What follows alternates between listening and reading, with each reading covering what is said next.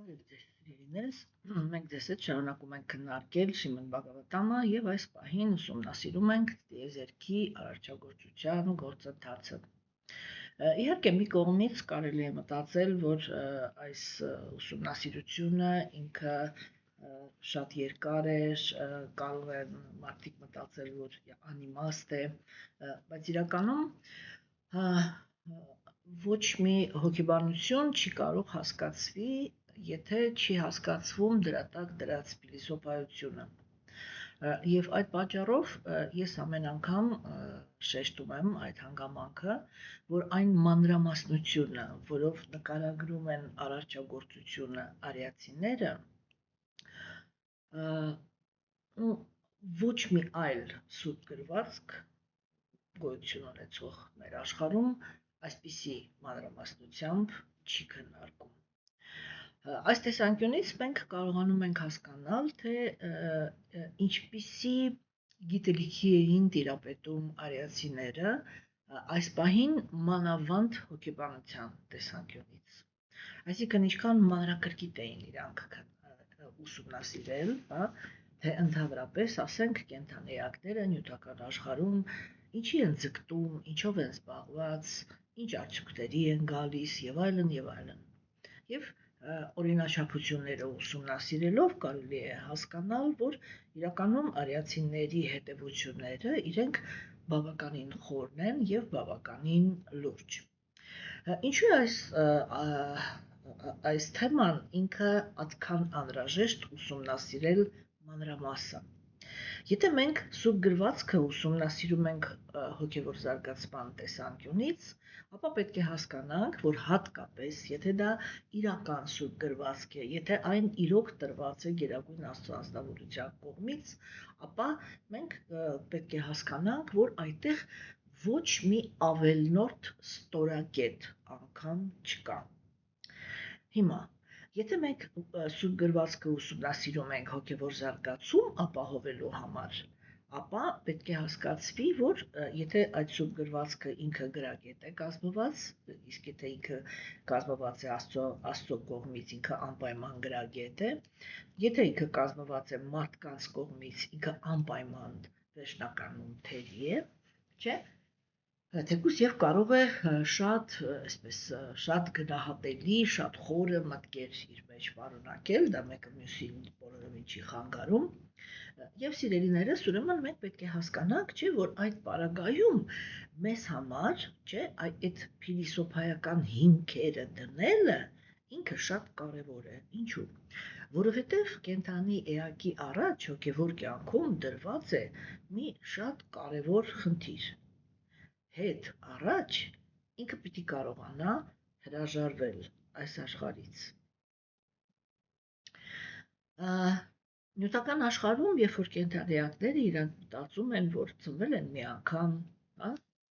եւ դա եղել է պատահական, ուղղակի ծնողները ապրել են սեռական կյանքով եւ այդ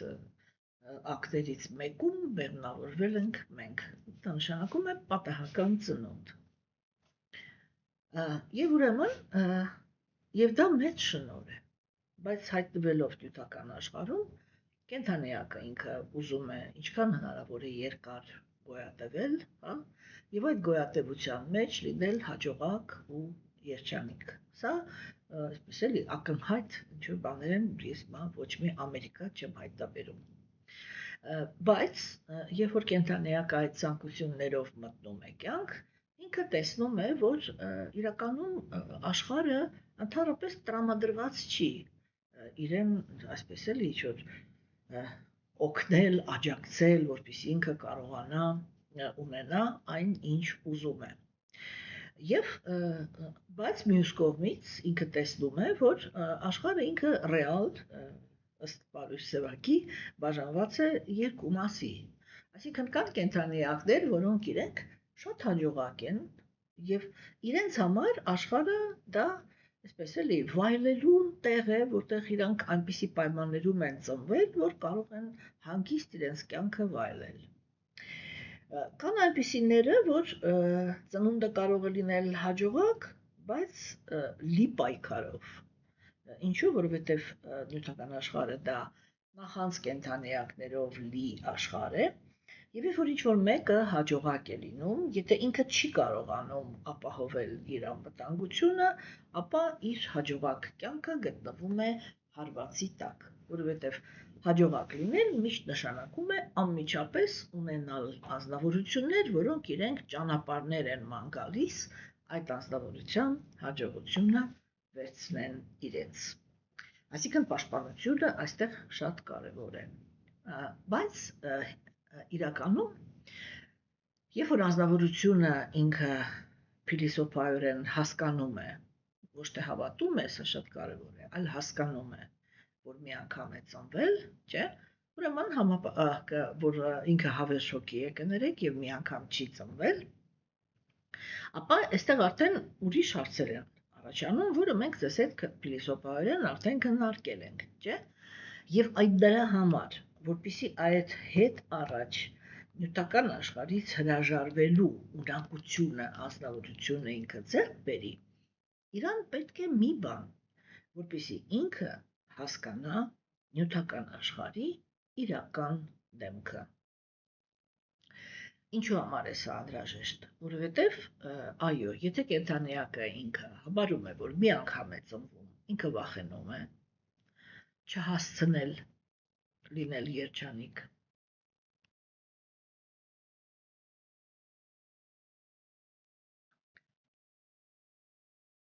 Եթե ինքը ուրեմն տեսնում է, որ ուրիշներին հաջողվում է լինել հաջողակ, ինքը բնականաբար արդեն այդ ցանկությունը իրականացնելու մեջ մեծ ոգեշնչում է ապրում։ Իսկ հոգևոր կյանքը ինքը խոսում է այլ բանի մասին։ Ինքը խոսում է նրա մասին, որ իրականում կենդանիակը ունի խնդիր նյութական աշխարհից վերադառնալ Աստծո կացարան։ Եվ ինչու համար է դա պետք, որովհետև կենդանիակը ինքը նյութական մարմին չի, ինքը հոգի է, եւ այդ հոգին ունի իր հավերժ երանելի մարմինը հոգևոր աշխարհում։ Կարելի է ասել, որ մի կողմից սա հոգեբանական ուրեմն տրյուկ է, որը կատարվում է, որպեսզի անձնավորության մարդկանց պահել ինչ-որ մի պահվածքի սահմաններում։ Նույնիսկ այդ տեսանկյունից ես միշտ պնդում եմ մի գաղափար, որ եթե նույնիսկ Աստված չկար, նա, ով հորինել է այս տեսությունը, հոգեբանության տեսանկյունից ուղղակի հանճար է։ Այնպիսի ճիշտ լուծումներ են գտած մարդկային կյանքը, մարդկային հասարակությունը ներդաշնակ եւ երջանիկ պահելու համար։ Բայց հոգևոր կյանքի վերջնական իմաստը դա ոչ թե վերջնական իմաստը, այլ նյութական վերջնական իմաստը դա նյութական աշխարհից հրաժարվելն է։ Հրաժարվելու ուժ ստեղ բանանելու, ձեռք բերելու համար կենդանիակը ինքը պետք է փոխի իր սպասումները այս աշխարհից։ Այսինքն, ինչու մենք չենք կարողանում աշխարհից հրաժարվել։ Մենք չենք կարողանում աշխարհից հրաժարվել, որովհետև շարունակում ենք հույս ունենալ, որ այս աշխարհում կարելի է լինել երջանիկ։ Եվ երբ որ արիացիները իրենք նկարագրում են աշխարհի հոգեբանական հիմքը, չէ՞, մենք կարողանում ենք, եթե մենք մտածում ենք դրա շուրջ, այստեղ սա շատ կարևոր process-ներ են, որ այստեղ չի տրվում գիտելիք, որ ուղղակի պետք է ընդունել, այսպես է եղել եւ վերջ, ոչ, այստեղ տրվում է գիտելիք, որի շուրջ պետք է մտածել։ Ինչու՞, որովհետև տեսեք, ասենք, արիացիները իրենք ասում են, նյութական աշխարհում կենդանիակը ինքը գտնվում է այնպիսի աշխարհում, որտեղ իր գիտակցությունը ծածկված է պատրանքով։ Որն է պատրանքը։ Ինչ է նշանակում, որ այս աշխարհը ինքը իլյուզոր է։ Պատրանքը դա նա է, որ կենդանիակը ինքը փաստացի տեսնում է մի աշխարհ, որը կապ չունի Աստծո հետ։ Այսինքն ինքը գտնվում է մի աշխարհում, որը Աստծո ներկայությունը թաքցնում է։ Թե ինչու է թաքցնում, մենք դրա մասին բազմիցս խոսել ենք, ես հիմա նորից չկրկնեմ, չէ՞։ Եվ տեսեք, ասեք, այդ պատրանքը հիմա կենթանիակը ինքը, եթե հոգևոր անձնավորություն է եւ ռեալ իր առաջ նպատակ է դրել գիտակցել այդ իր հոգևոր սկզբունքը, չէ՞, հանդիպել Գերագույն Աստծո անձնավորության հետ եւ այստեղ ես միշտ ասում եմ, որ արիացիների գաղափարախոսությունը այս կետում էլ է շատ կարևոր կերպով տարբերվում մնացած բոլոր սուրբ գրվածքների գաղափարներից։ Արիացիներն իրենք ասում են, որ որպեսզի դու իրականացնես, ոչ թե հասկանաս, հավատաս, այլ իրականացնես, որ դու հոգի ես եւ այս մարմնի հետ, այս մարմինը ուղղակի օգտագործում ես, չէ՞, կամ որ կա Աստված եւ իր հետ կարելի է հանդիպել, չէ՞, դրա համար ընդհանրապես բավական է, որպեսզի դու վերականգնես քո հոգու մաքրությունը։ Եվ որ հասարակությունը ինքը իրապես հոգևոր է, նրա մեջ անպայման պետք է լինեն հոգիներ, որոնք իրանք այս արդյունքին հասել են։ Եթե կրոնը իր մեջ չի պարունակում այդպիսի անձնավորությունների, դա անմիջապես նշանակում է, որ այդ կրոնը ինքը, եթե նույնիսկ ճշմարիտ է, ապա լիակատար չի։ Այսինքն չի տալիս հոգևոր կյանքի հոգևոր արդյունքը։ Եվ այս գաղափարը, որ իրականում ամեն վարքյան կարելի է դառնալ ինքնաիրականացված մահի գծի հետ կապ չունենալով, կարելի է դառնալ ինքնաիրականացված, կարելի է հանդիպել Գերագույն Աստծո անձնավորությանը, չէ, այս գաղափարը ինքը կարծում եմ, որ շատ այսպես ոգեշնչող եւ շատ կարեւոր գաղափար է։ Հիմա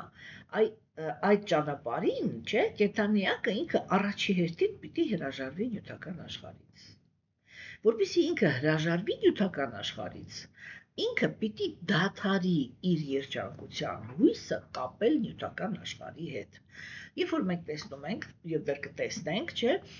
որ արիացիները իրենք քննարկում են ուրեմն բանը, նյութական աշխարհը, չէ, իրենք հիմնականում այդ դրանով են զբաղված, որպեսզի անձնավորությունը ինքը հիմա շատ կարևոր է հոգևոր մարդու համար, որպեսզի ինքը հասնի երկու արդյունքների։ Մի կողմից ինքը ներսում պիտի դառնա հրաժարված անձնավորություն, այսինքն իր երջանկությունը նյութական աշխարհի հետ չկապող։ Մյուս կողմից ինքը պետք է դառնա, այսպես, ինչքան որ դա ընդհանրապես հնարավոր է այս աշխարհում, իդեալական պարտականություններ կատարող։ Հիմա տեսեք, սովորաբար մարդիկ իրենք պարտականություններ են կատարում 3 մոտիվներով, չէ՞։ Առաջինը, իրենք պարտականություն են կատարում, եթե բռնաբարված են։ Այսինքն, երբ որ իրենց բռնի ուժով ստիպում են պարտականություններ կատարել։ Դա նշանակում է, որ, ասենք, եթե անձնավորությունը ինքը իր պարտականությունները չկատարի, իրան ֆիզիկական պատիժ են տալիս, կամ ծեծում են, կամ չգիտեմ, ինչ որ մի տառապանք են պատճառում։ Ու ինքը դա գիտի ու ստիպված պարտականություններ է կատարում։ Եվ սա իհարկե խոսում է նրա մասին, որ անձնավորությունը, որ այդպիսի կյանքով է ապրում, ինքը սկզբից մինչև վերջ իր կյանքում լինում է դժբախտ, թեկուզ եւ պարտականություններ կատարող է։ Հիմա մնացածը, ասենք, կան անձնավորություններ, որոնք իրենք պարտականություններ են կատարում այնքան ժամանակ, ինչքան ժամանակ, որ պատասխան են ստանում։ Հենց որ իրանք պատասխան չեն ստանում, իրանք պարտականություններ այլևս չեն կատարում, կամ հենց որ կորցնում են իրենց հետաքրքրությունը, ուրեմն այն մարդկանց հանդեպ, որ իրենք պարտականություններ ունեն, իրենք ուղղակի թողնում եւ հեռանում են։ Եվ կան անձնավորություններ, չէ, որոնք իրենք ներքինից ունեն բարոյականություն, չէ, մինչև կյանքի վերջ կամավոր պարտականություններ կատարող են, եւ այդ կամավոր պարտականություններ կատարողների մեջ սկզբնական этаպում իհարկե անպայման կան անձնավորությունները, իրենք շահագրգռված են, որպեսզի ստանան համապատասխան պատասխանը։ Բայց հետագայում ինչքան որ մարդու ներքին բարոյականությունը ավելի է մեծանում, ինքը դառնում է պարտականություններ կատարող անկախ նրանից ընդհանրապես, թե ում հետ գործ ունի, ով ինչպես վարվեց, ով ինչ արեց, եւ այդտեղ բռնությանը ընդհանրապես բռնության անհրաժեշտությանը երբեք չի հասնում,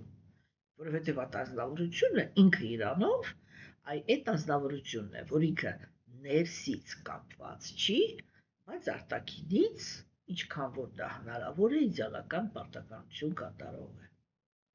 Չէ՞։ Հիմա տեսեք ուրեմն, այ հոգևոր մարդը, հատկապես հասուն հոգևոր մարդը, ինքը պետք է լինի հենց այդ հոգեվիճակի մեջ։ Բայց ամենասկզբից, միևնույն է, այդ պարտականությունների եւ կյանքը վայելելու իրավունքի հետ միասին, չէ՞, որտեղ տեսեք, ասենք, այնտեղ որտեղ մարդուց պարտականություններ են պահանջում բռնության վախի առաջ, հա, մենք տեսնում ենք, որ ազնվորությունը ինքը պարտականություններ է կատարում եւ սկզբից մինչեւ վերջ դժբախտ է։ Երբ որ ինքը, ուրեմն, ասենք, ազնվորությունների պարտականություն են կատարում, քանի դեռ կապված են, չէ՞, այստեղ նշանակում է, որ քանի դեռ կապվածություն կա երջանկություն։ Հենց որ կապվածությունը վերջացավ, երջանկությունը իր այդ միասին վերջանում է եւ իր այդ միասին վերջանում են պարտականությունները։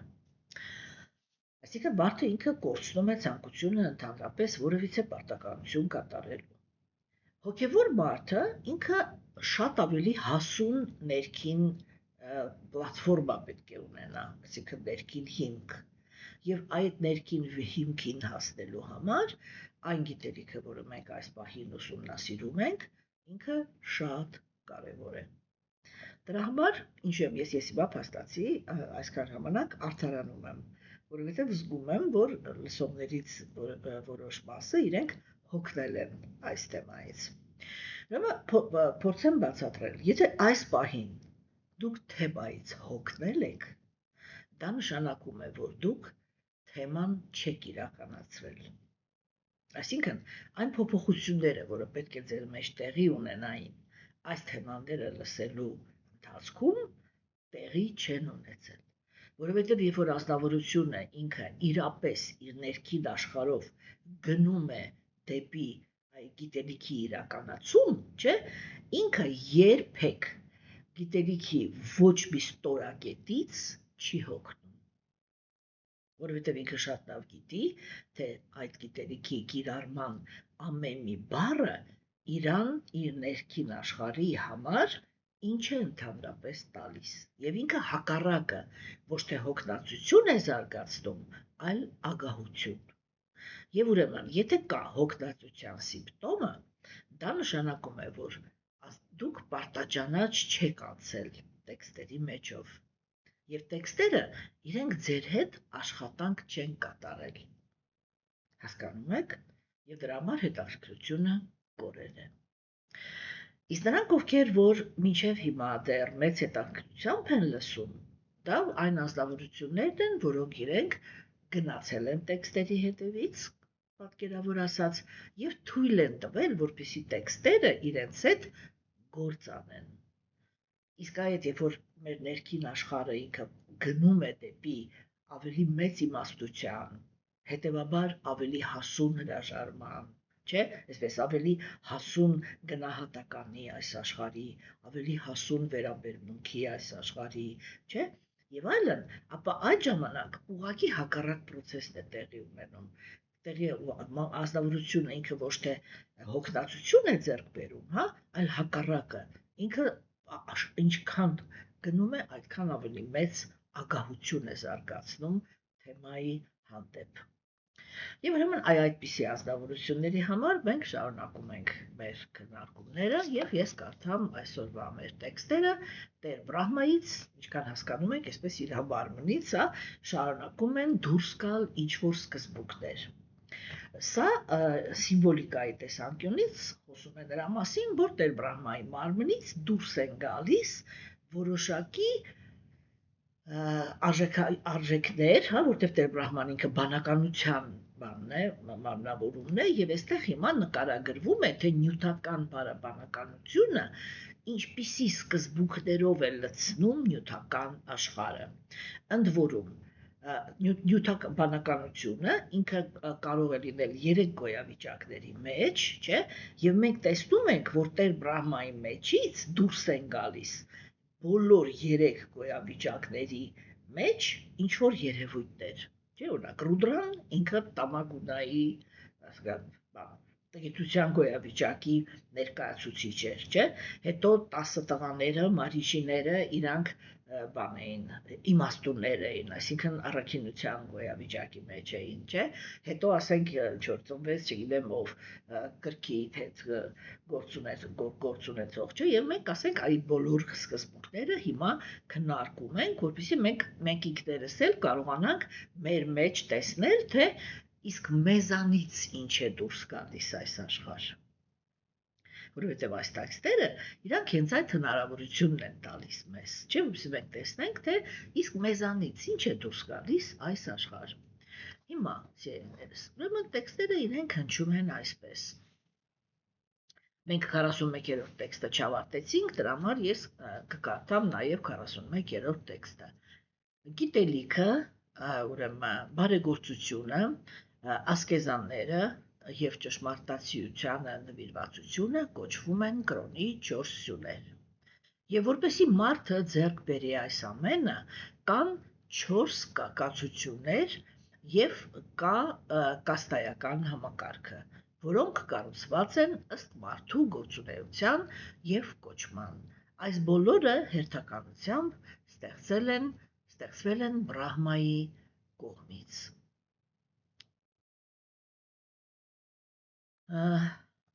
Այնուհետև Բրահման ստեղծեց ձեռնադրման ծեսը, որի միջոցով ստանում են կրկնածննդի սրբազան թելը, ինչպես նաև կանոնները, որոնք վեդաներն ընդունելուց հետո պետք է պահպանվեն առնվազն 1 տարի։ Կանոններ նրանց համար, ովքեր երդվել են զերծ մնալ սեռական գործունեությունից, վեդաներում սահմանված զբաղմունքները, տնային տնտեսուհիների պարտականությունները, ինչպես նաև այն միջոցները, որոնցով կարելի է ապրուստն ապահովել առանց մուրհալու, միայն հացահատիկ ուտելով։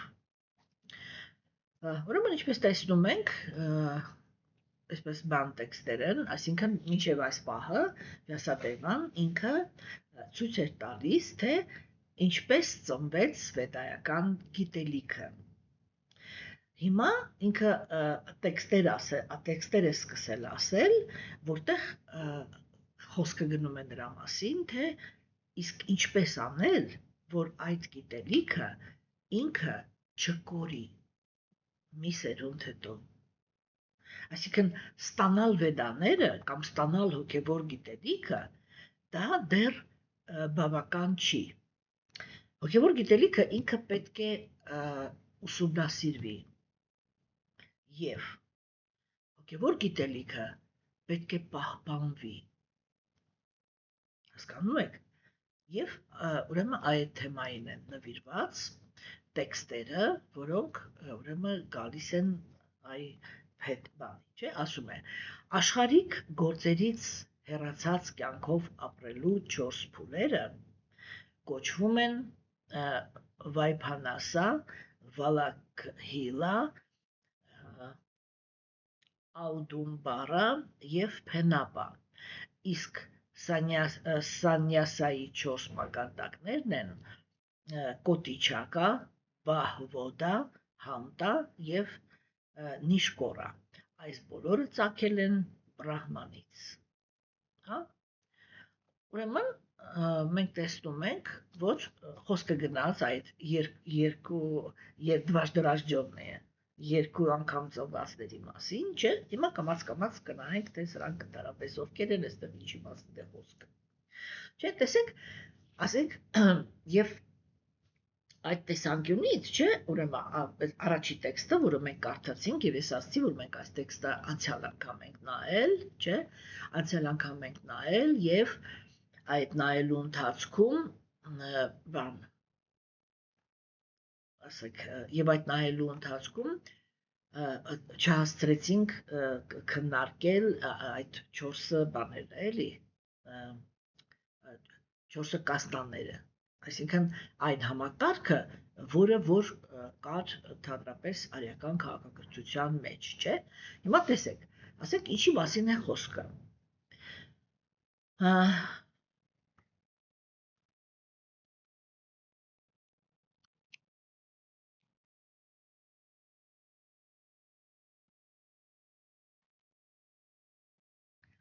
Խոսքը նրան մասին է, թե ընդհանրապես ոչ միայն արիական,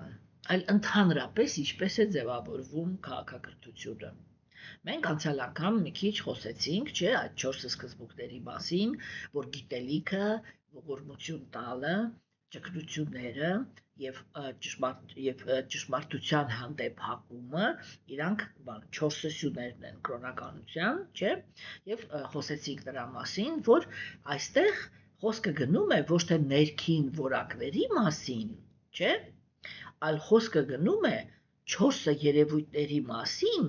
որոնց հիմքի վրա գոյություն է ունենում իրական հոգևոր հասարակությունը, չէ։ Եվ մենք այն ժամանակ ասեցինք, որ իրականում գիտելիքը ինքը պետք է լինի հայտնի, այսինքն մարդիկ իրանք պետք է իմանան ճշմարտությունը, հասկանում եք, որտեղ եթե ինքը հայտնի չի, ինքը չի կարողանում գործել աշխարհի վրա, չէ։ Եվ ասենք, տեսեք, երբ որ աշխարհի ազդեցիկ մարդիկ իրանք ինչ-որ ընտրություն են անում, թե ընդհանրապես մարդկությունը այդ պահին ինչ գաղափարներով պիտի ուղղորդվի, չէ, ապա ամեն ինչ արվում է, որպեսզի ճշմարտությունը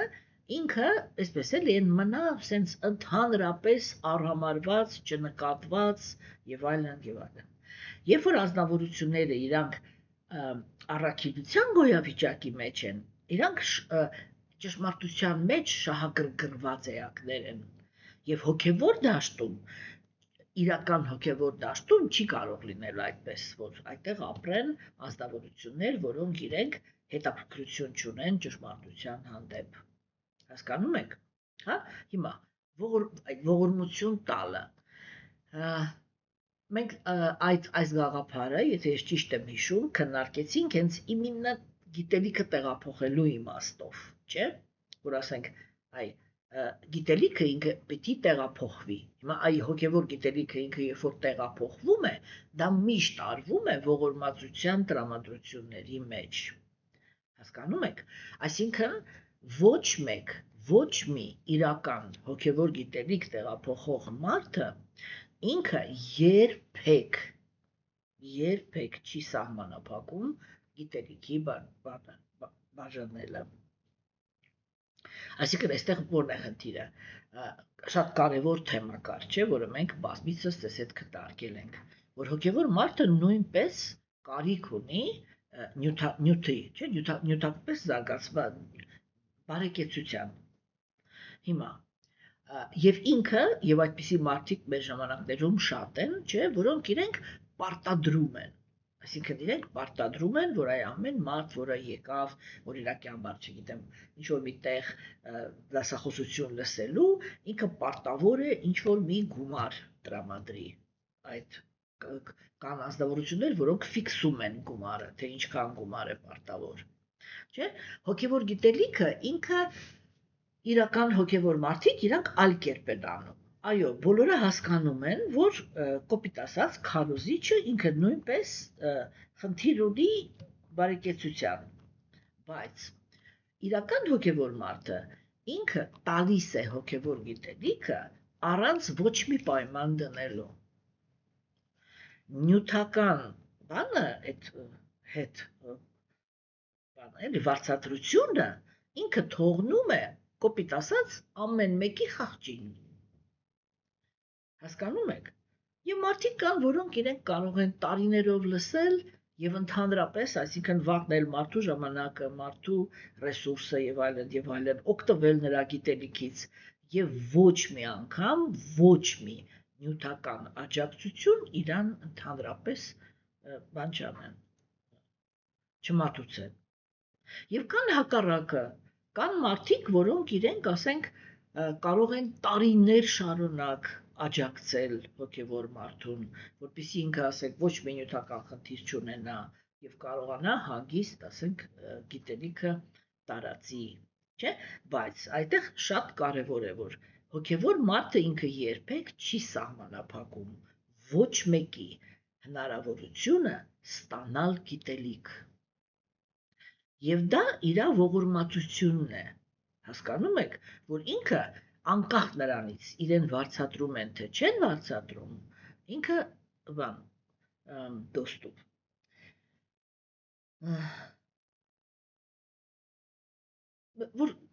Որ ազնվորությունները իրանք հնարավորություն է տալիս օգտվել այդ գիտելիքից։ Եվ սա ուրեմն ինքը այդ ողորմածությունն էր, չէ՞։ Ճգնությունները, հիմա մենք, եթե ես ճիշտ հիշեմ, ես պետք է որ այդպես ասած լինեի, որ ճգնությունները իրանք այն գինն են, որը կենդանիակը ինքը վճարում է, որպեսզի ստանա հոգևոր գիտելիք, չէ՞, եւ օգտվի այդ գիտելիքից, որտեղ օրինակը ինքը շատ պարզ օրինակ կա, չէ՞, որ ասենք մարդը ինքը կարող էր իր ժամանակը տրամադրել զվարճանքների, բայց ինքը վերցնում է հոգևոր գիտելիքը եւ այդ պահին իր բոլոր զգայարանները զվարճանալու հնարավորությունից զրկված են։ Եվ դա կոչվում է այն գինը, որ անձնավորությունը ինքը վճարում է, որպեսզի հոգևոր գիտելիքը ստանա։ Հասկանում եք, հա? Հիմա եւ արդեն ինքը բուն ճշմարտությունը։ Ճշմարտությունը ինքը իրականում, որտեղ գիտեք ոնց է, էլի, մեծ հաշվով, չէ՞ որ գիտելիքը ինքը ճշմարտությունից տարբերվում է։ Մեզ կարող են տալ սխալ գիտելիք։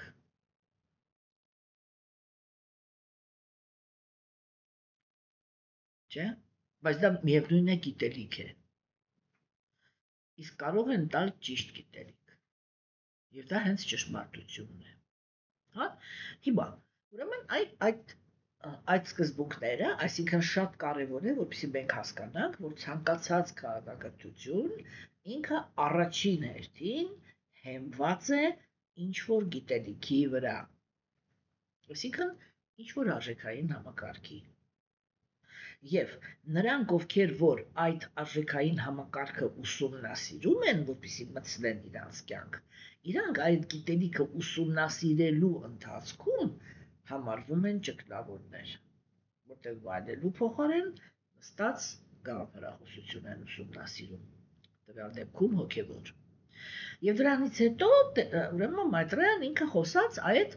վառնաների եւ աշրամանների, խոսանք դրա մասին, թե դա ինչ է, չէ՞։ Եվ շատ հետաքրքիր է, որ այդ ամբողջ թվարկության մեջ այդ վառնաաշրամանները իրանք քննարկվեցին վերջինը։ Հիմա որոնք են վառնաները։ Վառնաները դրանք, ուրեմն բանվոր գյուղացիական դասակարգ, առևտրականներ, արդյունաբերողներ, իշխանավոր զինվորներ եւ մտավորականներ կամ հոգեվորականներ։ Արական քաղաքակրթության մեջ հոգևորականները իրանք հենց մտավորականներն էին, հենց գիտնականներն էին։ Հետագայում աստվածամերժերը իրենք բաժանեցին բանը գիտությունը կրոնից եւ կրոնը ինքը խորասուզվեց գիտության մեջ, իսկ գիտնականները սկսեցին առաջ տանել գիտությունը։ Հիմա, այսինքն այդ 4 դասակարգերը կան, չէ՞։ Մենք եթե խոսում ենք հոգևոր քաղաքակրթությունը ձևավորվելու տեսանկյունից, այստեղ շատ կարճ եմ էլի խոսալու, նրանք ովքեր որ այս վառնաշամատարման ուզում են ավելի բան այսպես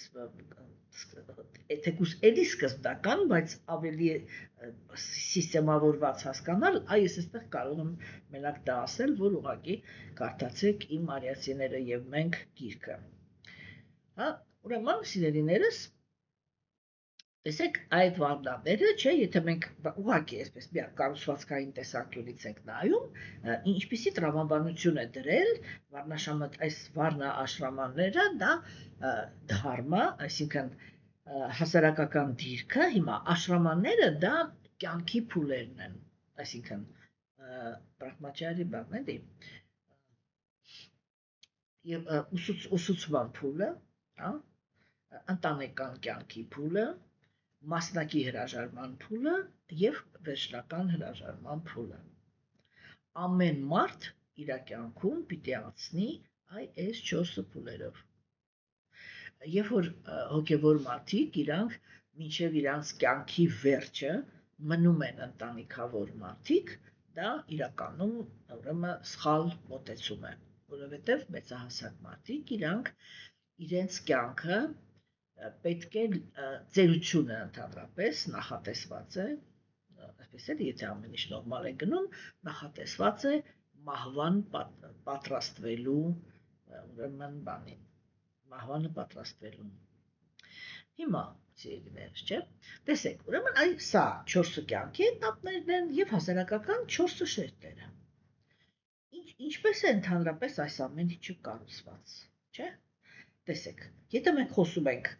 հասարակական դիրքերի կառուցվածքից, չէ, ուրեմն արիացիները իրենք մենք տեսեք 0 կետից են ուսումնասիրել միշտ։ Արիացիները իրենք առաջի հերթին կենթանի էակին վերցնում են որպես այն ինչ որ մենք այս պահին կարող ենք արտաբերել միայն ստրուկ բառը, այսինքն ազնվորություն, որը ինքը հասարակության մեջ իրավունք չունի կայացնել ոչ իր անձնական կյանքում, ոչ էլ ընդհանրապես որևիցե միտեղ ինքնուրույն որոշումներ։ Ինչու են իրանք համարվում ստրուկեր, որովհետև այդ ազնվորությունները իրանց տանում էին եւ տեղավորում էին առաքինի կայացած անպայման դվաժդրաժջոտնի, այսինքն առևտրականներ եւ դրանից բարձր, չէ՞։ Հենց այդ դվաժդրաժջոտնի մասին էլ խոսանք, էլի, այդ առաքինության մեջ կայացածների տները Եվ այնտեղ իրանք ապրում էին այդ կարգավիճակում, որ իրավունք չունեն, իրանց համար էր, որ ասենք ամուսնությունը որոշում էին իրանք, չէ, կամ իրանք էին հետևում, որպեսզի ամուսինները հանկարծ իրար մեջ չգշտվեն, չվիճեն, եւ այլն, այսինքն որպեսզի ազնվորությունը ինքը կամաց առաքինություն զարգացնի։ Մենք ձեզ հետ քննարկել ենք, չէ, թե ինչպիսի որակներ են պետք հոգու զարգացման բանում, դասընթացների ժամանակ քննարկել ենք, թե ինչպիսի որակներ էին պետք, որպեսզի այդ ազնվորությունը, որը ինքը մլեչխա, այսինքն մլեչխա չէ, ինքը ազնվորություն է, որը ուզում է հոգևոր զարգացում, բայց իր ներսում ինքը դեռ բացարձակ տգիտության եւ կրքերի գոյավիճակի ազդեցության տակ է, այսինքն ցանկություն ունի, բայց ոչ մի կրոնականություն իր սրտում դեռ չունի։ Եվ հիմա այնքը 0-ից պիտի սկսի կայանալ կրոնական դաշտում, չէ՞։ Մենք շատ ենք քննարկել սա, ուղղակի սա շատ կարևոր կետ է, դրա համար ես միշտ սա կրկնում եմ, էլի, որ այսա շատ սկզբունքային կետ է, որ արիացիները իրանք սկզբունքորեն թույլ չէին տալիս, որպեսզի կիրք եւ տգիտություն իրենց սրտի մեջ ունեցող կենթանի էակները հասարակության մեջ, հիմա տնավարի ասեմ, էլի, ազատ ֆրֆրան։ Հասկանում եք, որտեվ եթե իրենք ունեն այդ ազատությունը, իրանց տրամաբանությունը շատ պարզ էր։ Եթե իրենք ունեն այդ ազատությունը, իրանք միայն անհանգստություն եւ տառապանք պատճառով են։ Հա? Իսկ իրանց ամենագլխավոր նպատակը դա նա էր, որ հոգևոր մարդը ինքը առաջին հերթին արժանի է նյութական աշխարհում լինի երջանիկ։ Այս երկու բանաձևը մենք պիտի հասկանանք, որպեսզի կարողանանք միանգամից տարանջատել ցանկացած կրոնը ինքը իրականում ինչ նպատակ է իր առաջ դրել։ Հասկանում եք, չէ՞։ Եվ տեսեք, ասենք, այսինքն ստրուկները դա ոչ թե անձնավորություններ էին, որոնց օգտագործում էին, այլ անձնավորություններ էին, որոնք մաքսիմալ բան էին ստանում, ասեք, մաքսիմալ հոգատարություն էին ստանում։ Հիմա արիացիներից, բոլոր արիացիներից պահանջվում էր, ես հա մշտական ասում եմ, 5 որակներ. համեստություն, ուրեմն խոնարհություն, բռնությունից ազատ, համբերատար եւ ուրեմն պարզ կյանքին պարզություն դա նշանակում է, որ ազնվորությունը ինքը չպետք է երբեք անցնի ագահության սահմանը։ Պարզությունը չի նշանակում, որ ազնվորությունը ինքը պետք է լինի աղքատ։ Ամեն մի խավ ինքը ունի իր նյութական բարգավաճման կարիքը։ Եվ հիմա մենք խոսանք դրա մասին, չէ՞։ Տեսեք, ասենք, եւ այդ ազնվորությունների համար, չէ՞, այնտեղ պայքար են գնում, որ իրանք այդ 5 որակները զարգացնեն։ Խոնարհությունը դա չի նշանակում, որ ինքը դառնում է փալաս եւ ով ինչ ուզում իր հետ անում է։ Խոնարհություն դա նշանակում է, որ երբ որ ինքը հանդիպում է իմաստության հետ, ինքը իմաստությանը ենթարկվում է։ Սա է նշանակում խոնարհություն։ Ուրիշ ոչ մի բանը խոնարհություն չի։ Մնացած ամեն ինչը դա փորձ է բանել այսպես գոռոզություն իրականացնել ավելի ցածր դիրք ունեցողի համեմատ։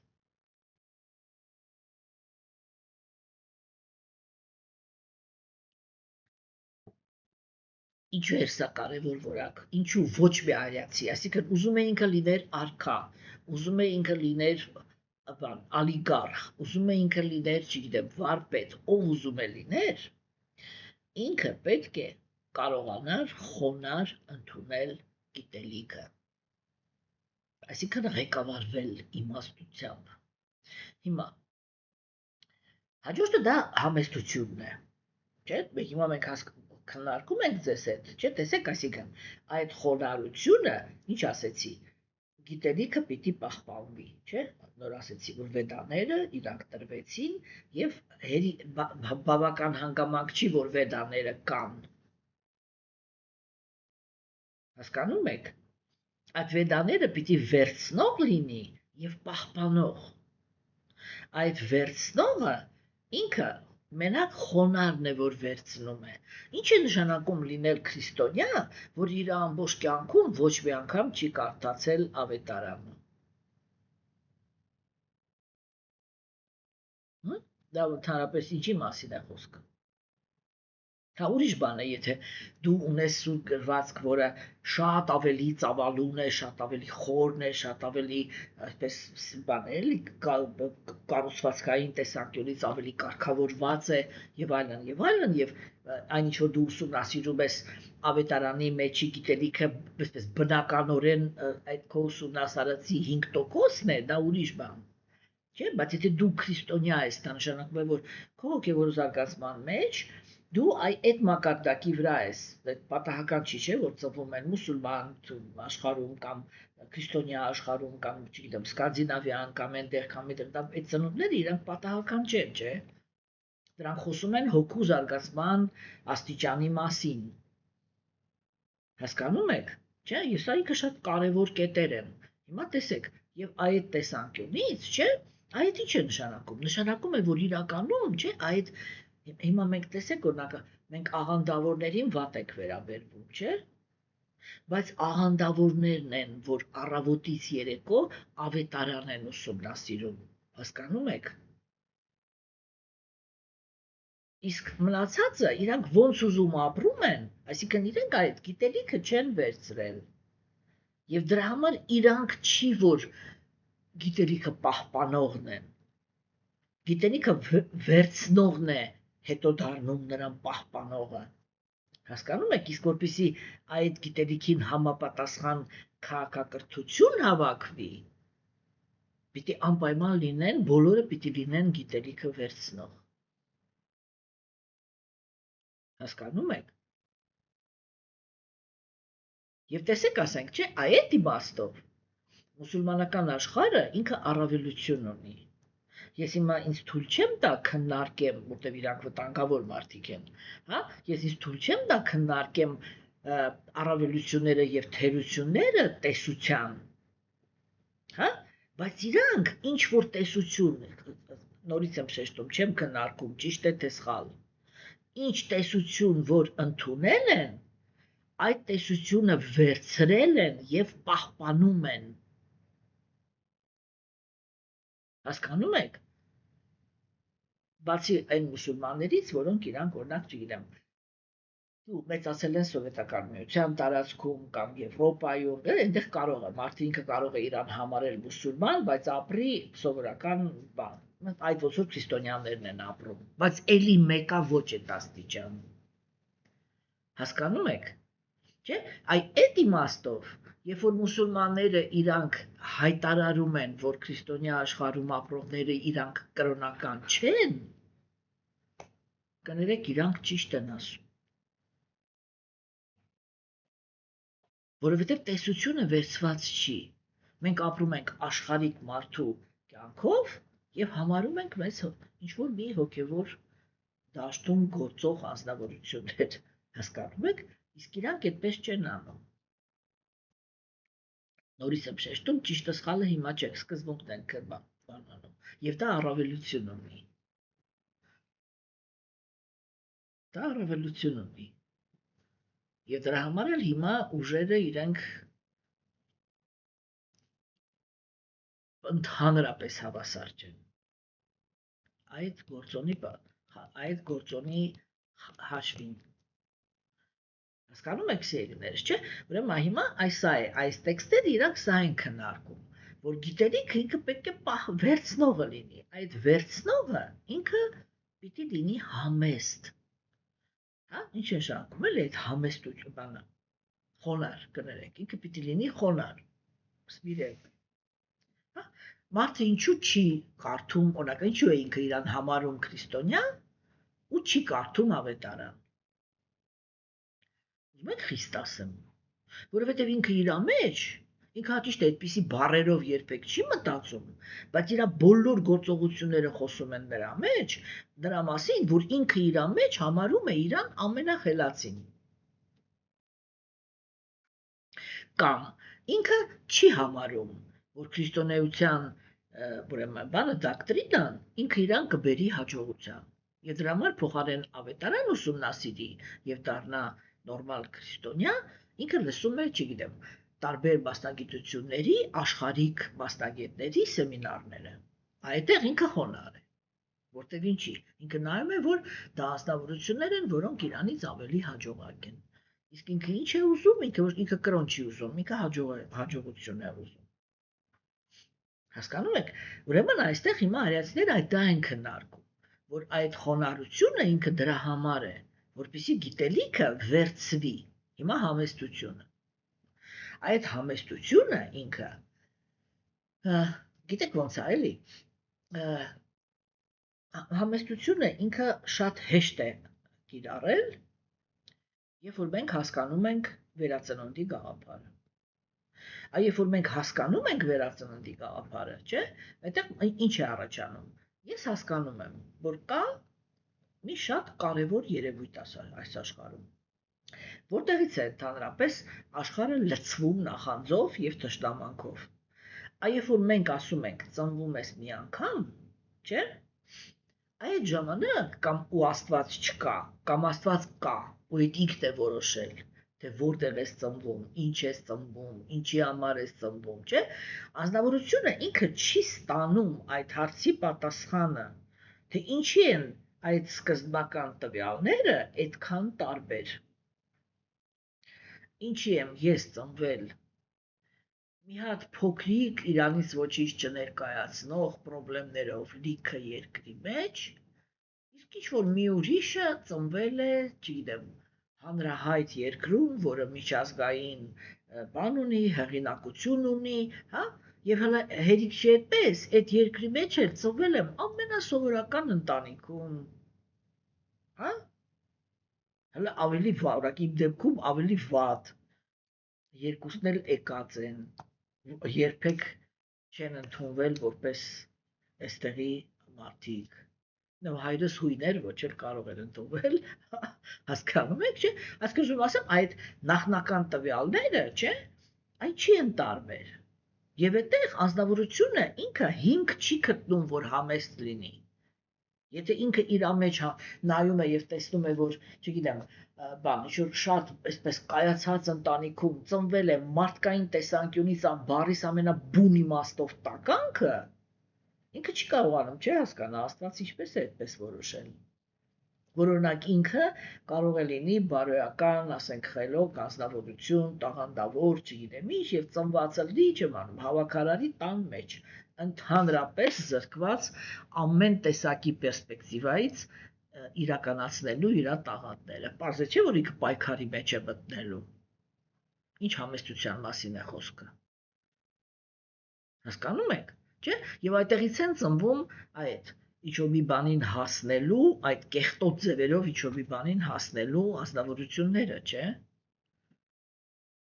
Իսկ հիմա տեսեք, երբ որ մենք հասկանում ենք, ոչ թե պրոստը հավատում ենք եւ դա ինչ-որ մեկին ձեռք է տալիս է, այլ հասկանում ենք, որ դա իրոք այդպես է, տեսնում ենք, որ այ դա իրոք այդպես է։ Հասկանում եք, որ կա վերածնունդ, եւ այդ վերածնունդով է որոշվում, թե ես որտեղ, երբ, ինչի համար, ոնց եմ ծնվել։ Հասկանում եք, սա ինքը շատ կարևոր գաղափարներ են։ Եվ այդ ժամանակ ես հասկանում եմ, որ օրինակ հենց նույն վերցնենք, ասենք ինքը իմինը հոգևոր պետությունը, այ արիացիների կայսրությունը, չէ՞։ Այնտեղ ամեն մարդ ինքը հասկանում էր, ինքը երկու բան էր։ Մի բանը տեսնում էր, մյուս բանը հասկանում։ Ինքը տեսնում էր, որ իր կայսրության մեջ բոլոր ավելի հարուստները, ավելի ազդեցիկները, ավելի փառավորները իրենից ավելի առաքինի են։ Տեսեք, երբ որ աստվածամերժության դարաշրջանն է գալիս, չէ, եւ ծնվում են արատավոր կենդանիակներ, մարդը ինքը տեսնում է, որ ինչքան ավելի բարձր է մարդկանց դիրքը, այդքան իրանք ավելի արատավոր են։ Այսինքն այլ է շուտ տված ամեն ինչը։ Արիացիները տենց էլ ասում են բանը աստվածամերժության դարաշրջանը ինքը տգիտության գոյավիճակի ազդեցության տակ է։ Տգիտության գոյավիճակը դա ո՞րն է։ Սևը սպիտակ, սպիտակը սև, ամեն ինչը գլխի վայր շուտ տված։ Եվ դա նշանակում է, այո, ամենամաքուրները, ամենաբարոյականները, ամենաարհամարվածն են,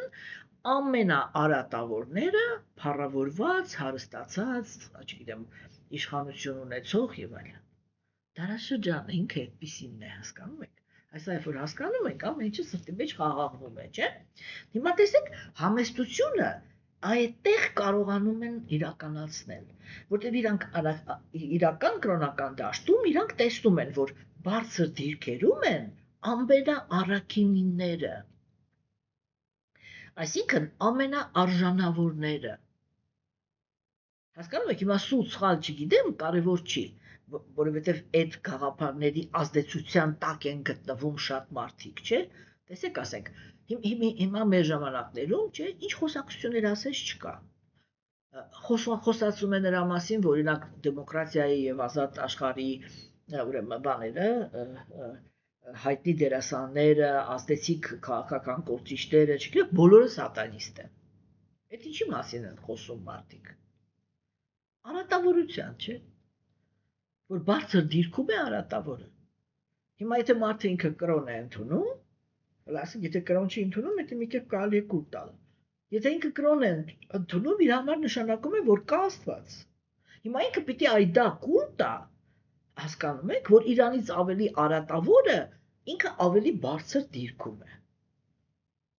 Իսկ իրան էլ ասել են դու եղի համեստ խոնար, որպեսզի ինչ ասենք լսես, ոնց ուզենան քո հետ վարվես, ու վարձատրումդ էլ լինելու են, որ մահից հետո կընկնես դրախտ, ոչինչ որ մենք կընկնենք դժոխք, մենք դրա մի ձևի կդիմանանք, կարևոր է այս կյանքում խելոք ավանակի դերում ապրի։ Սա է չէ ստացվում, եւ տեսեք համեստություն չի ստացվում դրսևորել։ Մեկ է ներքին աշխարհում չի ստացվում։ Իսկ երբ որ անձնավորությունը ինքը գիտակցում է վերածննդի գաղափարը, չէ՞, եւ ինքը ապրում է այդ իրական կրոնական դաշտում, ինքը դա է տեսնում, որ արժանին ինքը ավելի բարձր դիրք ունի, եւ ինքը այդտեղ հասկանում է, որ այս իմ անցյալ կյանքերում բարեպաշտության այդպիսի քանակ չեմ հավաքել, որ կարողանամ այս կյանքում կրոնական դաշտում, կրոնական կայսրության մեջ ծնվեմ, օրինակ, որպես առևտրական, այսինքն լինեմ հարուստ։ Չեմ արել։ Ոչ մեկին չեմ կարող մեղադրել։ Ինչ արել եմ, այն ստացել եմ։ Հասկանում եք, չէ՞։ Եվ այդ դա ինքը տալիս է համեստությունը, որտեղ համեստություն նշանակում է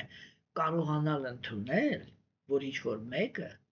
ինձանից ավելի բարձր է։ Ինչ-որ մի տվյալով կապ չունի, ինչ տվյալով, ավելի բարձր է։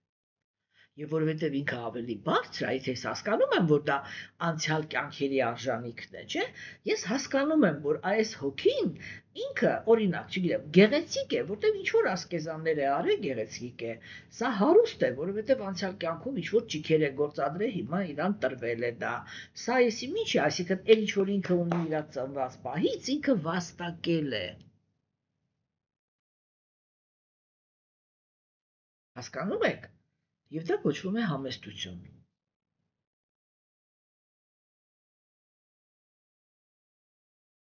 Բռնությունից ազատ, առաջի հերթին, բռնություն չգործադրել նրանց հանդեպ, ով քեզանից ավելի երջանիկ են, կամ քեզանից ավելի հաջողակ։ Ոչ փորձել նրանց սպանել, ոչ փորձել նրանց թունավորել, ոչ փորձել նրանց ինչ-որ ինտրիգաների միջոցով, որ իրանք կորցնեն իրանց բաները, ձեռքբերումները, առաջի հերթին սրա մասին է խոսքը։ Մենք ասում ենք մսակերությունը, չէ՞։ Իրականում ասենք մսակերությունը ինքն ամենակոպիտ բռնությունն է, էլի, երբ որ ես միշտ ասում եմ 20 սանտիմետր լեզվի հաճույքի համար պատրաստ եմ ուրիշի կյանքը խլեմ։ Եվ մենք դա բազմիցս քննարկել ենք, էլի, հիմա այդտեղ նորից չվերադառնամ։ Բայց հիմա չէ, ուրիշ անկյունից ենք նայում այդ բռնության ազատ։ Հասկանում եք։ Համբերություն։ Հա, հիմա համբերությունը ինչի համար է պետք։ Համբերությունը ինձ պետք է նրա համար, որ եթե ես չունեմ լավ ճակատագիր, հա, կամ չունեմ բարձր դիրք, դա նշանակում է, որ եթե ես ուզում եմ դա ունենամ, ես այս կյանքում պիտի ճգնություններ կատարեմ։ Եվ դա համբերություն է պահանջում։ Հասկանում եք։ Եվ պարզ կյանք։ Երբեք չանցնել ագահության սահմանը։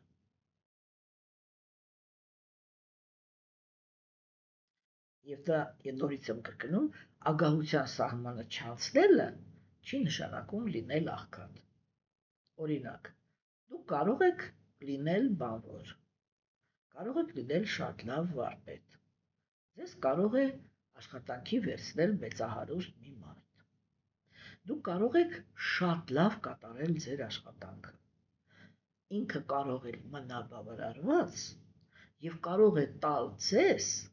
չգիտեմ, 20 անգամ ավելի, քան իրականում արժեր ձեր աշխատանքը։ Դրանից հետո դուք դարձաք 20 անգամ ավելի բարեկեցիկ, դարձաք, չէ՞։ Հիմա, տեսեք օրինակ, երբ որ խոսքը դրա մասին է, բոլորը իրանք դրա հետ համաձայն են, որ այո, իհարկե,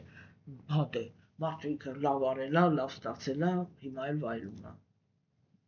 Բայց երբ որ այդ նույն բանը վերաբերվում է, օրինակ, հոգևոր դաշտին, չէ՞, որ օրինակ Գիտեք, ես օրինակ իմ կյանքից միշտ աշակերտներից մի հատ օրինակ եմ բերում, Մոսկվայում մի անգամ այնտեղ ինչ-որ առավոտյան դասախոսություններ կային, ինձ մեկ-մեկ այդտեղ հաճախ հրավիրում էին։ Ու այդպիսի դասախոսություններից մեկի ժամանակ, եւ դասախոսությունը արդեն ավարտվել էր, ես արդեն գնում էի դեպի մեքենան, որ ինձ տրամադրված էր, որ ինձ տանեն այնտեղ, որտեղ ես ապրում էի, ինձ մոտեցան 3 ընկեր, 3 հատ տղամարդ մոտեցավ ինձ։ Ճիշտը որ ասեմ, այնտեղ այնքան դժվար է էլի հասկանալ մարդու բարեկեցության մակարդակը հագտվածքից։ Սովորական հագած տղամարդիկ էին, այդ տղամարդկանցից մեկը ինձ ասաց Մատաջի Արջին, իսկ ինչ է պետք, որ դուք մնաք Մոսկվայում։ Ես ասում դե ես ոչ մի հիմք չունեմ Մոսկվայում մնալու, որտեղ ես ընտանիքավոր մարդ եմ, ունեմ ընտանիք, ունեմ երեխա, այն ժամանակ երեխաս դեռ 8 տարեկան էր, ասենք ապրելու տեղ է պետք, չգիտեմ, միջոցներ են պետք գոյատևությունը պահպանելու համար եւ այլն եւ այլն։ Բայց տղամարդը ինքը այսպես շատ հանգիստ բան արեց, ասեց, ես ասեց Մոսկվայում 3 հատ բնակարան ունեմ։ ձեռքը տարավ գրպանը, բանալիներ հանեց, ասեց սա 3 սենյականոց բնակարանի բանալին է, ես այս բնակարանը կնվիրեմ ձեզ, որտեղ ձեզ վաղը տեսնեմ, որ մենք այս բնակարանը ձևակերպենք ձեր անունով։ Ուրեմն այդ պահին, ինքը երբ որ բանալին հանեց, այդ կենտրոնի տնօրենը տեսավ։ У ինքը այսպես միանգամից, այսպես գրալով, Իվան, я так давно вас не видел, բասենց, եկավ ես տավես մարդու ձեռքից, բռնեց ու տարավ։ Այսինքն չթողեց, որ այդ մարդը դա անի, չէ՞, բայց հիմա դա չեմ քննարկում։ Իսկ եթե օրինակ ասենք ամեն ինչ անցներ տենց, ոնց որ այդ մարդը ուզում էր։ Օրինակ ինքը նայել էր, ընդամենը մի դասախոսություն էր լսել, եւ ինքը համարել էր, որ ես արժանի եմ նրան, որ Մոսկվայում ունենամ բնակարան եւ վերցնեմ ընտանիքս գնամ այնտեղ։ Այդ այդ ամենը տեղի ունենար։ Իմ մասին մարդիկ ինչ էին խոսալու, ոչ մեկ չէր ասելու, չէ, ուրեմն ինքը պատկերացնեք, այդ ինչ է ասել, այդ ոնց է այդ մարդու վրա այդ ասածը ազդե, որ ինքը պատրաստ էր այդպիսի բան անել։ Երբ որ խոսքը այդ դաշտի մասին է խոսքը, չէ, միանգամից խոսքը գնում է ցեխի, այլանդակությունների, ամեն տեսակի, չգիտեմ ինչ, բան, եսի ինչ, չեմ հերքում, որ ամեն տեղ էլ լիքն են սրիկաները, բայց ինձ համար ամեն տեղ են լիքը ամենակարևոր բառն է։ Հասկանում եք, չէ, հիմա տեսեք, եւ այդ ամեն ինչը ինքը չի թողնում, որ մարդը ինքը լինի համեստ կամ ընդունի, որ ինչ-որ մեկը շատ ավելի բարձր արժանինքներ ունի, քան ինքը։ Հասկանում եք սիրելիներս, չէ՞։ Եվ ուրեմն մենք կարողանում ենք հասկանալ այստեղ, որ այդ որակներ ագահությունն էինք քննարկում, կներեք, չէ՞։ Տեսեք, այսինքն, եթե ես հիմա այդտեղ այդ բնակարանը նվեր ստանայի, հարց եմ տալիս, ես ագահ էի։ Չէ, որտեղ երբ որ ես գալիս էի այդ դասախոսությանը, իմ մտքի ծայրով չէր անցնում, որ ես այդտեղ եմ գալիս, որ ինձ ինչ-որ մեկը տուն նվիրի։ Ես գալիս էի, որ տայի այն գիտելիքը, որը ես ունեմ, եւ վերջ։ Եվ ինչ-որ մեկը այդպես գտավ։ Հասկանում եք, այսինքն դա իմ ագահությունը չէր, դա ուրիշի շնորհակալության չափն էր։ Ագահությունը դա նա է, երբ որ իմ մեջ ես եմ քայլանում դեպի չափից ավել բարեկեցություն։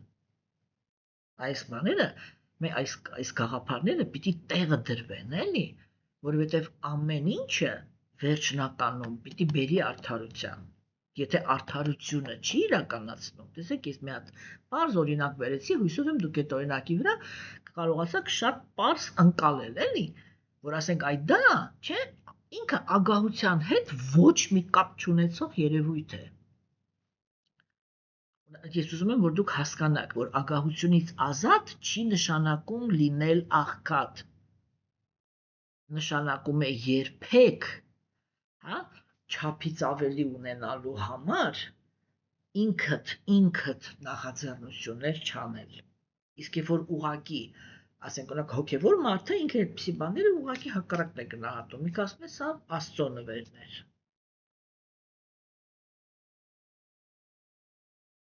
Всё։ Հասկանում եք սիրելիներս, չէ՞։ Ուրեմն այդ 5 որակները իրանք դեպի ազատ քաղաքացու տոմստ էին։ Հիմա տեսեք, երբ որ մենք դրա մասին խոսում ենք, դա չի նշանակում, էլի, որ հենց որ ստրուկը դառնում էր ազատ քաղաքացի, երբ որ ինքը այդ նույն հոգին, երբ որ կծնվի որպես թագավոր, իրան այս որակները արդեն պետք չեն։ Սա հիմքն է։ Առանց այս 5 որակների արիացիները ճանջին նույնիսկ թույլ չէին տա, որ իրանց քաղաքակրթության մեջ բզա։ Հասկանում եք, սա շատ կարևոր բաներ են առաքինի հասարակություն կառուցելու համար։ Եվ այս ամեն ինչը ամենակարևորը, որ բան չանեն, էլի իրաց թևեր չառնեն, այս ամենը ինքը ընդհանրապես չէր լուծվում բռնության միջոցով։ Կենդանեակը պիտի ուզենար լիներ արիացի։ Всё։ Ոչ մեկ իրան չէր ստիպում։ Եթե դու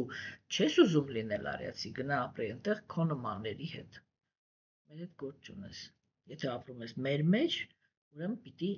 ուզենաս լինես այս։ Всё։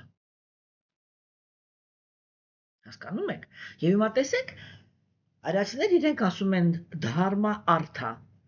կրոնականության 4 բաները, չէ՞։ Ուրեմն ծիսակատարությունները եւ բարոյականության սկզբունքները, չէ՞, եւ այդ 5 որակները, դա այն են առաջնային առաքինությունն է։ Առաջնային, այսինքն առաջի քայլերն են առաքինության մեջ։ Հասկանում եք։ Մեր ժամանակներում կրոնական մարդիկ իրանք այս 5 որակը իրականացնելու համար երազում են, որ կարողանան իրականացնեն։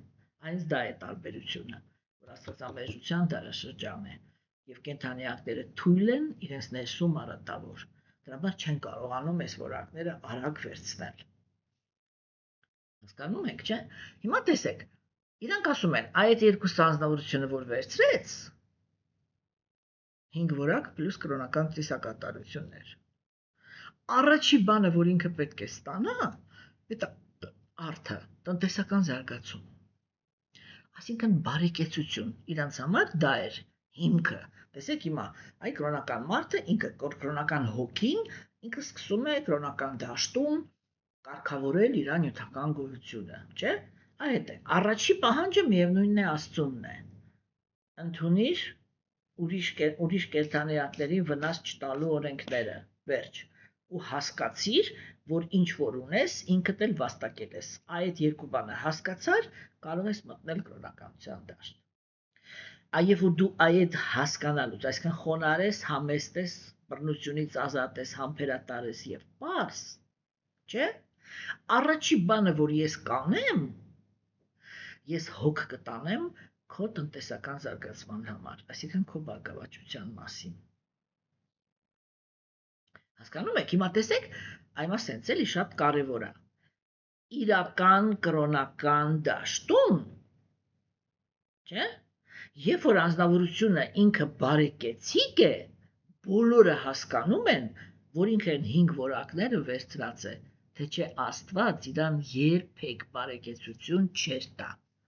Հիմա, երբ որ դաշտը ինքը կեղծ կրոնական է, ինչ է տեղի ունենում։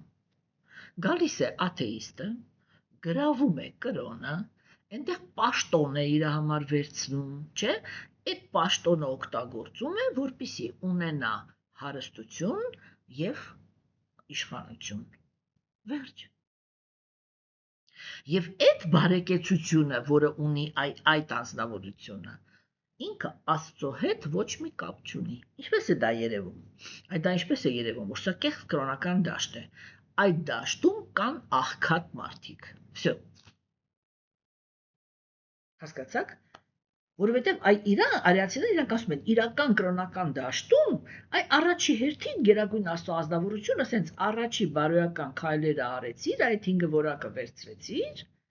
առաջի բանը, որ Աստված անում է, հոգ է տալիս, տանում քո բարեկեցության մասին։ Դա ինչ է նշանակում, որ հենց որ դու դարձար ազատ քաղաքացի, դու ազատ ես եւ աղքատ չես։ Всё։ Այսինքն իրական կրոնական դաշտում, այդ որ ես միշտ ասում եմ, իրական կրոնական դաշտը ինքը չի կարող հանդուրժի աղքատ եւ դժբախտ մարդիկ։ Վերջ։ Հասկանում եք, այստեղ սև սպիտակ, ինչ ուզում եք իմ հետ արեք։ Ուզում եք արամարեք, ուզում եք մի լսեք, դրանից ճշմարտությունը չի փոխվելու։ Ինքը այսպես է։ Եթե կրոնական դաշտում կան աղքատ եւ դժբախտ մարդիկ, սա միանգամից նշանակում է, որ այդ դաշտը ինքը գրավված է աթեիստերով, վերջ, կեղծ կրոնականներով։ Ու всё։ Հասկանում եք։ Դրանից հետո գալիս է կամա, ցանկությունների իրականացում։ Տեսեք, այսինքն մարդը ինքը ծնվեց, դարձավ ազատ քաղաքացի, սկսեց ամրապնդվել իր բարեկեցությունը։ Մինչև այդ ինքը կոպիտ ասած ստրուկի կարգավիճակում էր, դա նշանակում է, որ բանարած ինքը չուներ սեփականություն։ Հասկանում եք, ինչ համար, որտեվ ինքը չուներ այն առաքինությունը, որ իրան սեփականություն վստահվեր։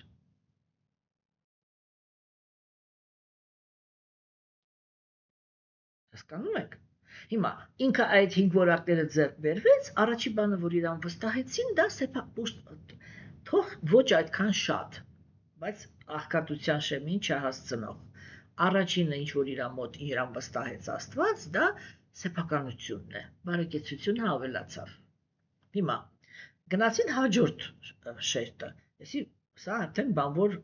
գյուղացիական դասակարգն է, հաջորդ շերտը, առևտրականները, հա, առևտրականները դա նրանք են, ովքեր արդեն կարող են լինել շատ հարուստ, դա այն դասակարգն է, որի մեջ ապրում են մեր լեզվով ասած ալիգարխները, չէ՞։ Հիմա ինչ է տալիս մարդուն հարստությունը։ Ցանկությունների իրականացնելու հնարավորություն, չէ՞։ Այսինքն տեսեք, արիացիները իրենք, այսինքն իրական կրոնական դաշտում, այսպես ասեմ, չէ՞, թույլ են տալիս, որպեսզի անձնավորությունը ինքը դառնա առևտրական, իսկ առևտրական դա նշանակում է, որ ինքը ինչ-որ բան է վաճառում, չէ՞, ինչ սկզբունքով, որ իր բարեկեցությունը մշտական ավելանում է, որովհետև եթե ինքը սա պատրաստել, սրա վրա ծախսել է 5 դրամ, որպեսզի պատրաստի,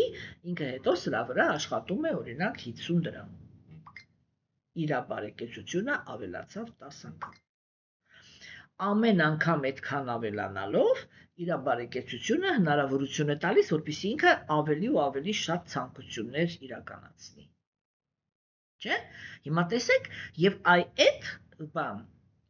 այդ դաշտ, նրանց ովքեր որ արդեն բարեկեցությունը ավելացնում են, որ կարողանան ցանկություն իրականացնեն, չէ՞, տենց էլի մեծ ցանկություններ, թույլ էին տալիս այն ինչ որակներ էր պահանջվում առևտրականներից։ Առաջի հերթին կիսաստվածների եւ Աստծո հանդեպ 100%-անի տրվածություն։ Երկրորդ հերթին բրահմանների հանդեպ հարգանք։ Հա, այսինքն իրանք արդեն պետք է իրանցից պահանջվում էր, որ իրանք իրանց ամբողջ կյանքը, այսինքն իրանց ցանկությունները ղեկավարված լինեն սուրբ գրվածքներով։ Ինչու՞։ Որպեսզի բոլոր ցանկությունները լինեն բարոյականության դաշտում։ Այսինքն այլասերվածությունից, արատավորությունից ազատ։ Այսպես է վարվում, այսպես է ձևավորվում իրական հոգևոր դաշտը։ Որպեսզի մենք պատկերացում կազմենք, հասկանում եք, որ ասես մի հատ ամբողջ աշխարհին նայեք, որտեղ որ կրոնը, որտեղ ուզում եք նայեք, տեսեք, թե տարբեր ինչ է կատարվում այս տեսանկյունից։ Դե ասենք ինչպես էին հասարակություն կառուցում արիացիները։ Եվ այդ ինչի էր ընդհանրապես այս աշխարհի ուժեղներին այդքան պետք մի ամբողջ համաշխարհային պատերազմ սարքել արիացիների անվան տակ, որպեսզի արիացիների անունը ցեխոտվի։ Այդ ինչի էր պետք։ Երբ որ իրականում իրանք այս նազդար գաղափարների, այս նազդար կյանքի տերն են եղել։ Այդ ինչի տես ցեխոտեցիք այդ խեղճերին։ Տրամաբանությունը հասկանում եք, չէ՞։ Ուրեմն դրանից հետո, երբ որ այ անձնավորությունը ինքը քննություն անցավ հարստությամբ, որ հարստացավ, բայց այլանդակություն չդարձավ, այլ իր բոլոր ցանկությունները պահպանեց բարոյականության դաշտում, իրան հաջորդ կյանքում վստահվում էր իշխանություն։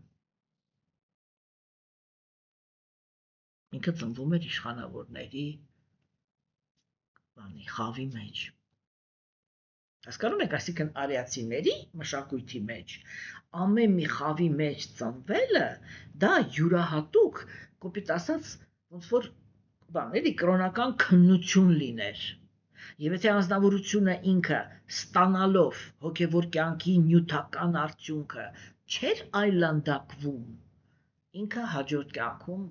ունենում էր վերելք, մյուս կյանքում վերելք, այսպես վերելքով,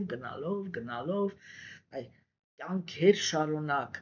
մշտական ավելացնելով իր նյութական երջանկությունը կրոնական դաշտում, մինչև հասնում էր բրահմանի ծնունդին։ Ով էր բրահմանը։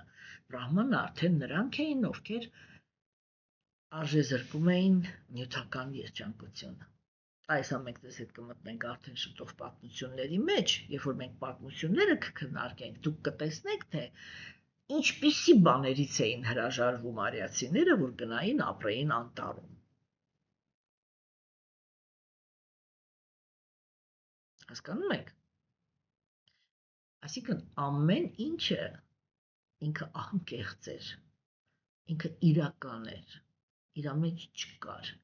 երկերեսանիության նշույլ անգամ։ Եվ դրա համար էլ իրանք այդպիսի ֆանտաստիկ արդյունքներ ունեին։ Եվ իշխանավորներին ու բրահմաններին մենք կքննարկենք արդեն